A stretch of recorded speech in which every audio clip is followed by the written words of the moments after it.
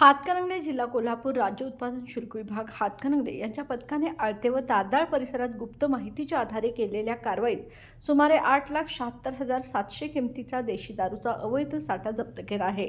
या कारवाईत एक हिरो स्प्लेंडर दुचाकी MH13CW9623 या एकूण 234 बॉक्स दारू हस्तगत करण्यात आली। या कारवाईत मान्य आयुक्त डॉक्टर राजेश देशमुख व सहआयुक्त प्रसाद सुर्वे यांच्या सूचनेनुसार आणि उपायुक्त विजय चिंचाळकर, अधीक्षक स्नेहलता नरवणे व उपाधीक्षक युवराज शिंदे यांच्या मार्गदर्शनाखाली पार पडली। या कारवाईत राजकुमार अशोक घाटकर राहणार सळकुडेमळा हातकणंगले यांच्याविरुद्ध महाराष्ट्र दारूबंदी कायदा 1949 अंतर्गत गुन्हा नोंद करण्यात आला आहे।